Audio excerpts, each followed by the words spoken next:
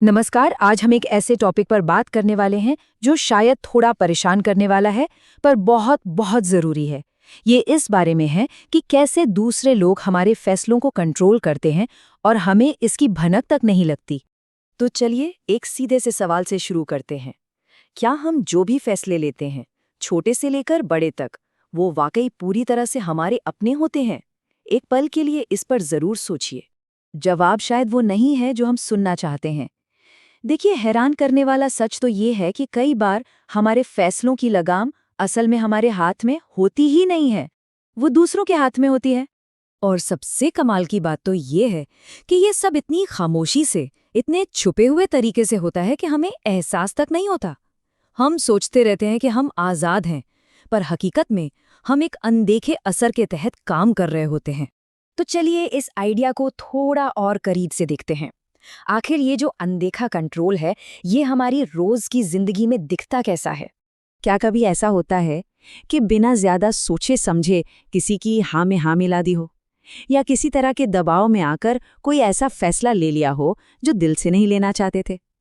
या फिर ये तो बहुत होता है, सिर्फ इस डर से अपना इरादा बदल लिया हो कि अरे लोग क्या कहेंगे। अगर इन बातों में से कुछ भी जाना पहचाना लग रहा है, तो एक बात साफ समझनी होगी, ये कोई इत्तेफाक नहीं है। ये एक पैटर्न है, एक तरीका है जो बार बार काम करता है। इसी को कंट्रोल कहते हैं। ये दिखता नहीं, महसूस नहीं होता, लेकिन ये बहुत ताकतवर होता है। ठीक है, तो अब सवाल ये उठता है कि आखिर ये काम करता कैसे है? कंट्रोल करने का ये असली तरीका है क्या?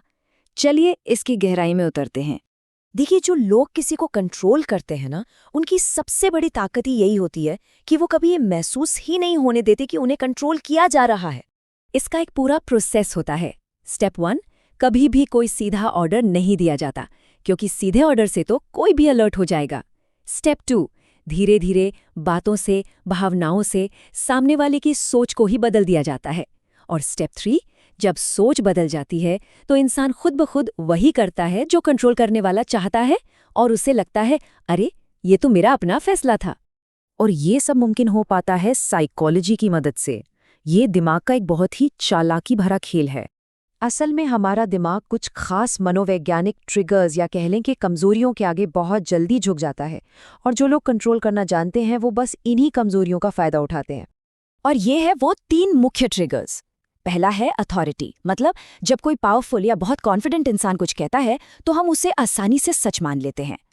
दूसरा है डर, खासतौर पर ये वाला डर कि लोग क्या कहेंगे। और तीसरा है अप्रूवल, यानी एक ग्रुप का हिस्सा बने रहने की इच्छा, सबसे सहमति जताने की चाहत। और इन ट्रिगर्स का नतीजा क्या होता है? नतीजा ये होता है कि हम पूरी तरह से ये मान कर बैठ जाते हैं कि जो भी फैसला लिया गया वो हमारा अपना आज़ाद फैसला था, जबकि हकीकत कुछ और ही होती है।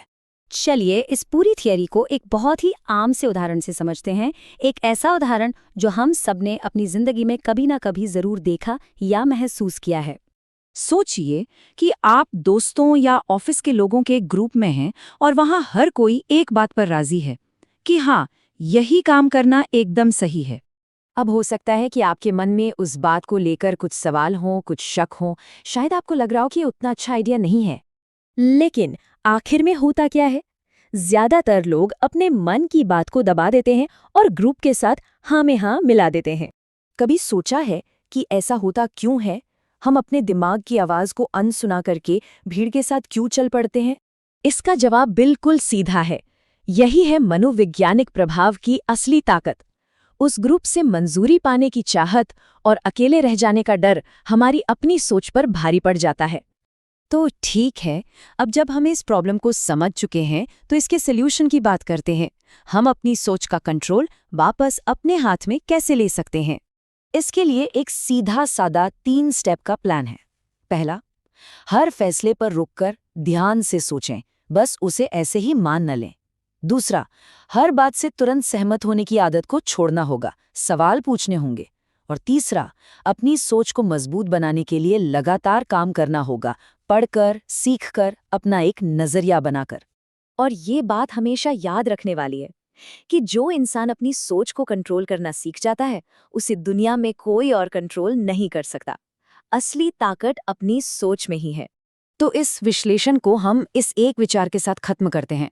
अगर कोई चाहता है कि उसे कंट्रोल ना किया जा सके, तो सबसे पहला कदम ये पहचानना है कि उसकी जिंदगी में वो कौन लोग हैं या वो कौन सी ताकतें हैं जो उसे कंट्रोल कर रही हैं। इस पर सोचना बहुत जरूरी है।